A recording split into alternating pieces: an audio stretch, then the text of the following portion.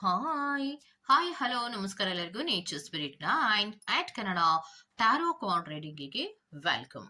ಇವತ್ತು ನಾನು ತಗೋತಾ ಇರುವಂತಹ ರೀಡಿಂಗ್ ಯಾವುದು ಅನ್ನೋದಾದ್ರೆ, ನಿಮ್ಮ ಪ್ರೀತಿಯ ವ್ಯಕ್ತಿ ಅಥವಾ ನೀವು ಪ್ರೀತಿಸುವಂತಹ ವ್ಯಕ್ತಿಗೆ ನಿಮ್ಮಲ್ಲಿರುವಂತಹ ಯಾವ ಗುಣಗಳು ಅತಿ ಹೆಚ್ಚು ಇಷ್ಟ ಆಗತ್ತೆ, ಅಥವಾ ನಿಮ್ಮಲ್ಲಿರುವಂತಹ ಯಾವ ಗುಣಗಳಿಗೆ ಅವರು ತುಂಬಾ ಇಂಪ್ರೆಸ್ ಆಗಿದ್ದಾರೆ ಅನ್ನೋದ್ರ ಬಗ್ಗೆ ನಾನು ರೀಡಿಂಗ್ ಅನ್ನ ತಗೋತೀನಿ. ಯಾಕಂದ್ರೆ ಒಬ್ಬ ವ್ಯಕ್ತಿಯನ್ನ ಇನ್ನೋರ್ವ ವ್ಯಕ್ತಿ ಪ್ರೀತಿಸ್ಬೇಕು ಅಂದ್ರೆ ಅವರದ್ದೇ ಆದಂತಹ ಕೆಲವೊಂದು ಗುಣಗಳು ಇರತ್ತೆ. ಅವರು ಸೈಲೆಂಟ್ ಆಗಿರೋದು ಇಷ್ಟ ಆಗಬಹುದು, ಅಥವಾ ಕೆಲವೊಂದು ರೀತಿಯ ಅವರ ಟ್ಯಾಲೆಂಟ್ ನೋಡಿ ಇಷ್ಟಪಟ್ಟಿರಬಹುದು.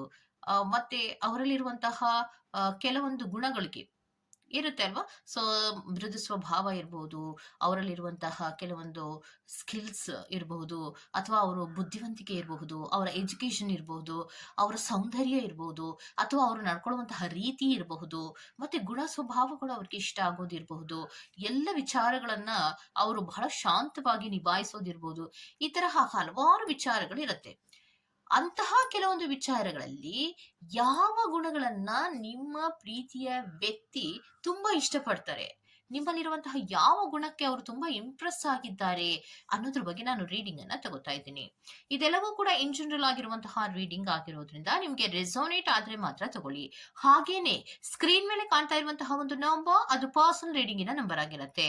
ಯಾರಿಗೆಲ್ಲ ಪರ್ಸನಲ್ ರೀಡಿಂಗಿನ ಅವಶ್ಯಕತೆ ಇದೆಯೋ ಅವರೆಲ್ಲರೂ ಕೂಡ ವಾಟ್ಸ್ಆಪ್ ಮೆಸೇಜ್ ಅನ್ನ ಮಾಡೋದ್ರ ಮೂಲಕ ಪೇ ಮಾಡಿ ನಿಮ್ಮ ರೀಡಿಂಗ್ಸ್ ಗಳನ್ನ ನೀವು ತಗೋಬಹುದಾಗಿರುತ್ತೆ. ಓಕೆ, ರೀಡಿಂಗ್ ಅನ್ನು ಶುರು ಮಾಡೋಣ. Okay, let start. ರೀಡಿಂಗ್ ಅನ್ನು ನೋಡೋದಕ್ಕೆ ಮುಂಚಿತವಾಗಿ ಪ್ಲೀಸ್ ಸೆಲೆಕ್ಟ್ ಯುವ ಆಪ್ಷನ್ ಗಳನ್ನ ಸೆಲೆಕ್ಟ್ ಮಾಡ್ಕೊಳ್ಳಿ. ಓಕೆ, ಸೊ ಎರಡು ಆಪ್ಷನ್ ಗಳನ್ನ ಕೊಟ್ಟಿದ್ದೇನೆ. ಆಪ್ಷನ್ಸ್ ನ ಕೆಳಗಡೆ ಫೈಲ್ ನಂಬರ್ 1, ಫೈಲ್ ನಂಬರ್ 2 ಅನ್ನುವಂತಹದ್ದನ್ನ ಕೂಡ ಮೆನ್ಷನ್ ಮಾಡಿದ್ದೀನಿ. ಯಾರೆಲ್ಲ ಫೈಲ್ ನಂಬರ್ 1 ಅನ್ನ ಆಯ್ಕೆ ಮಾಡ್ಕೊಳ್ತಾರೋ ಅವರಿಗೆ ನಿಮ್ಮ ಪ್ರೀತಿಯ ವ್ಯಕ್ತಿ ಯಾವ ಗುಣಗಳನ್ನ ಇಷ್ಟಪಡ್ತಾರೆ ಅನ್ನೋದಂತಹ ರೀಡಿಂಗ್ ಸಿಗುತ್ತೆ. ಫೈಲ್ ನಂಬರ್ 2 ಅನ್ನ ಯಾರು ಆಯ್ಕೆ ಮಾಡ್ಕೋತಿರೋ ನಿಮ್ಮ ಪ್ರೀತಿಯ ವ್ಯಕ್ತಿ ನಿಮ್ಮಲ್ಲಿರುವಂತಹ ಯಾವ ಗುಣಗಳನ್ನ ನೋಡಿ ತುಂಬಾ ಇಂಪ್ರೆಸ್ ಆಗಿದ್ದಾರೆ ಅನ್ನೋದ್ರ ಬಗ್ಗೆ ಖಂಡಿತವಾಗಿ ನೀವು ರೀಡಿಂಗ್ ಅನ್ನ ನೋಡ್ಬೋದಾಗಿರುತ್ತೆ.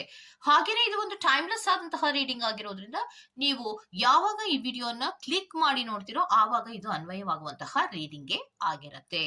Okay, so file number 1 reading ಅನ್ನು ಶುರು ಮಾಡೋಣ.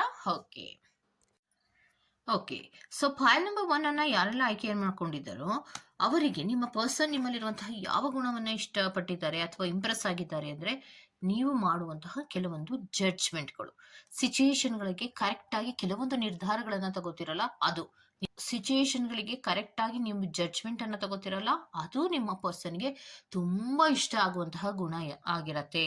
ಮತ್ತೆ ನೀವು ಸಿಚುಯೇಷನ್ಸ್ ಗಳನ್ನ ಕರೆಕ್ಟ್ ಆಗಿ ಅರ್ಥ ಮಾಡಿಕೊಂಡು ಸಿಚುಯೇಷನ್ಸ್ಗೆ ತಕ್ಕ ಹಾಗೆ ಕೆಲವೊಂದು ನಿರ್ಧಾರಗಳನ್ನ ಮಾಡ್ತೀರಾ, ಜಡ್ಜ್ಮೆಂಟ್ ಗಳನ್ನ ಮಾಡ್ತಿರಲ್ಲ ಅದು ಅವರಿಗೆ ತುಂಬಾ ಇಷ್ಟವಾಗುವಂತಹ ಗುಣ ಆಗಿರತ್ತೆ.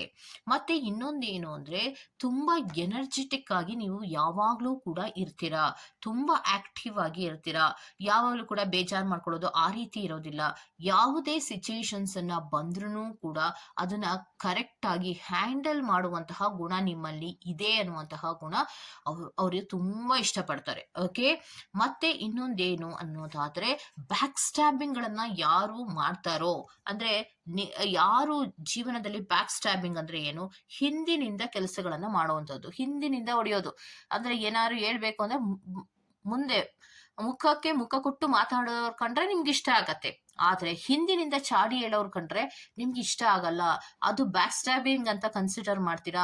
ಅಂತಹವರನ್ನ ನೀವು ಹತ್ರ ಕೂಡ ಸೇರ್ಸೋದಿಲ್ಲ. ಆ ಗುಣ ಅವ್ರಿಗೆ ತುಂಬಾ ಇಷ್ಟ ಆಗತ್ತೆ.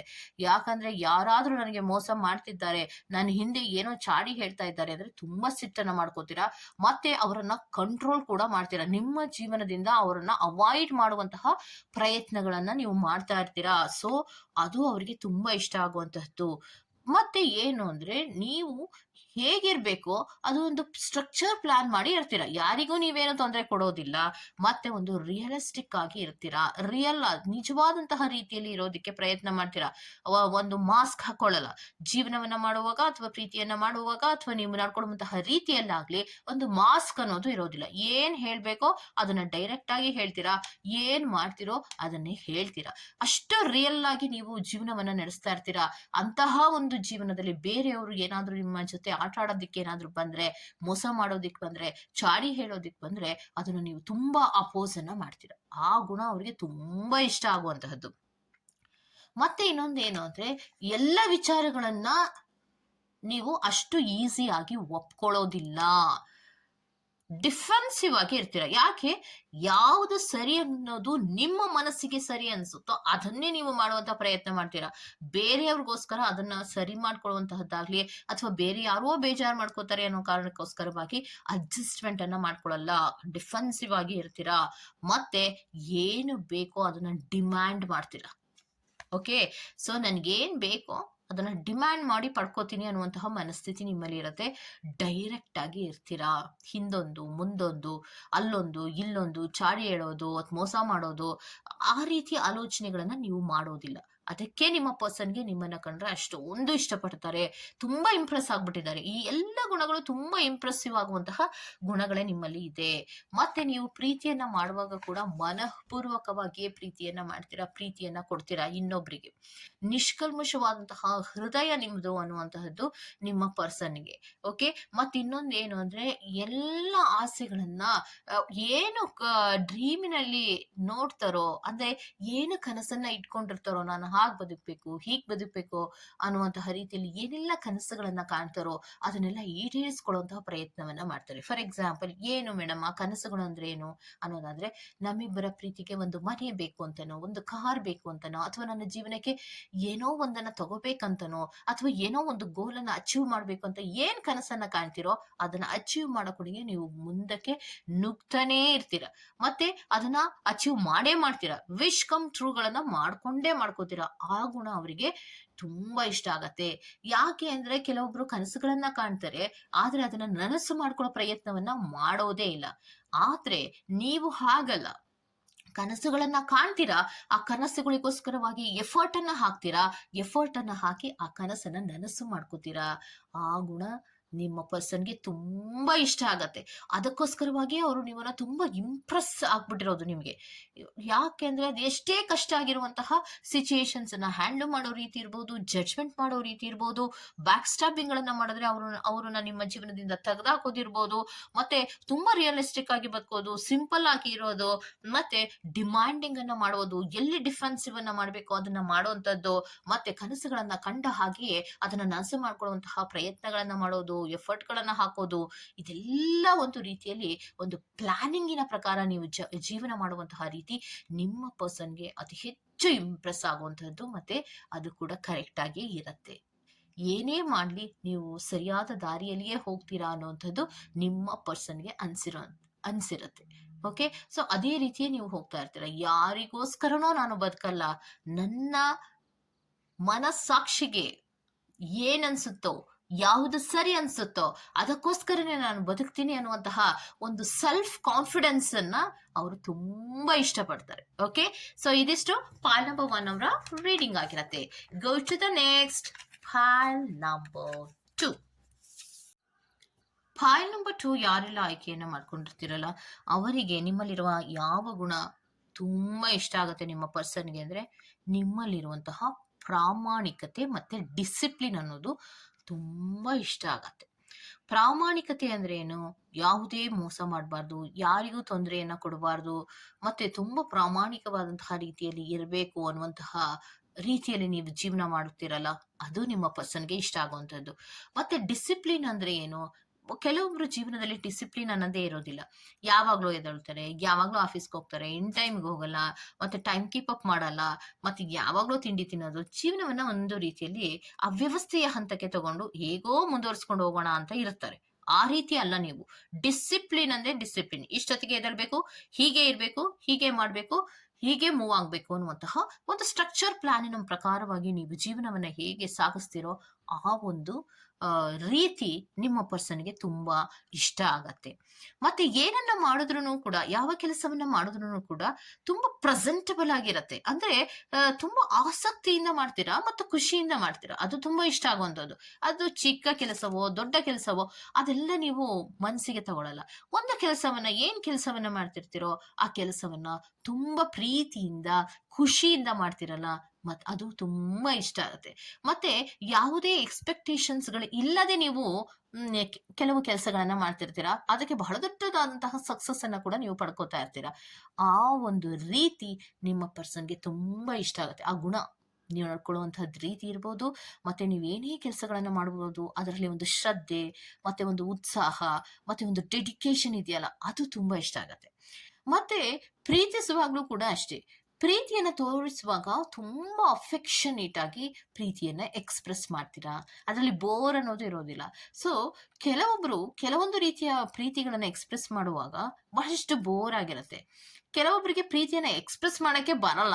ಈ ಮನಸ್ಸಿನಲ್ಲಿ ಇಟ್ಕೋತೀನಿ ಅಂತಾರೆ, ಮುಖದಲ್ಲಿ ಮಾತ್ರ ಗಂಟಿಕ್ಕೊಂಡಿರ್ತಾರೆ. ಅಥವಾ ಅವ್ರ ಎದುರಿಗೆ ಬಂದಾಗ ತುಂಬಾ ಸಿಟ್ಟನ್ನ ಮಾಡ್ಕೋತಾ ಇರ್ತಾರೆ. ಸೊ, ನಿನ್ನ ಮನಸ್ಸನ್ನ ಬಗೆದು ನೋಡಕ್ಕಾಗಲ್ಲ. ಯಾರು ಕೂಡ ಏನ್ ನಿನ್ ಮನಸ್ಸಲ್ಲಿ ಪ್ರೀತಿ ಇದೆಯಾ ಅನ್ನೋದನ್ನ ನಾವು ಬಗೆದು ನೋಡಕ್ಕಾಗೋದಿಲ್ಲ. ಬಟ್ ನಮ್ಮ ಮನಸ್ಸಿನಲ್ಲಿ ಏನಿದೆ ಅನ್ನೋದನ್ನ ನಮ್ಮ ಫೇಸಿನ ಮುಖಾಂತರವಾಗಿ, ನಮ್ಮ ನಡವಳಿಕೆಯ ಮುಖಾಂತರವಾಗಿ ಎಕ್ಸ್‌ಪ್ರೆಸ್ ಅನ್ನ ಮಾಡಬಹುದು. ಸೊ, ಅದನ್ನ ನೀವು ನಂಬ್ತೀರಾ, ಮತ್ತೆ ಅದೇ ರೀತಿ ಇರ್ತೀರಾ.